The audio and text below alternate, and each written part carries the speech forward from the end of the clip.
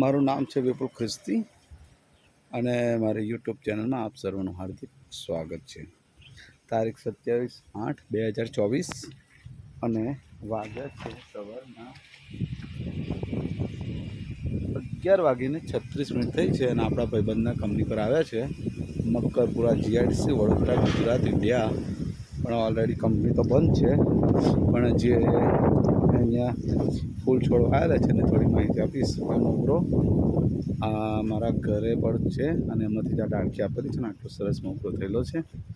અને બીજું છે આ ચનોખડી છે.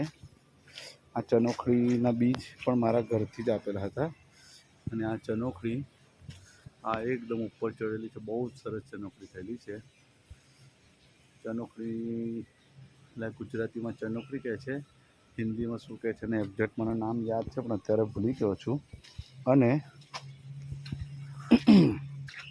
આ બીજું છે લજામણી. આ પણ આના બીજ પણ મેં જ આપેલા અને લજામણી બહુ સરસ થઈ છે. હિન્દીમાં આનું નામ કોઈને ખ્યાલ હોય તો સજેસ્ટ કરજો, મને તો ખ્યાલ નથી. સોરી, ખ્યાલ છે પણ અત્યારે એકચ્યુઅલ યાદ નહીં આવતું. હવે આ લજામણીની ખાસિયત એ છે કે અડીએ તો એ પાન બીડાઈ જાય છે. પાન બીડાઈ જાય છે. આને છે ને લજામણી કહેવામાં આવે છે. અને અડીએ એટલે આના પાન બીડાઈ જાય છે અને લજામણી કહેવામાં આવે છે. અને આ બી પણ વિપુલભાઈએ જ આપેલા હતા. આવું છે.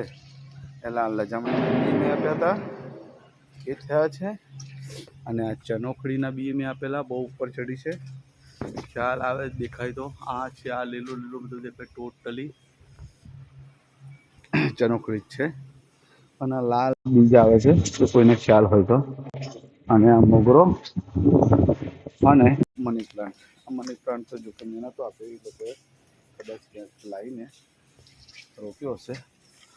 આવી વસ્તુ છે. એટલે હવે આવતી સિઝનમાં કોઈને ચનોખડીના બિયા જોઈએ તો લેવા આવજો. લજામણીના બિયા જોઈએ તો પણ લેવા આવજો.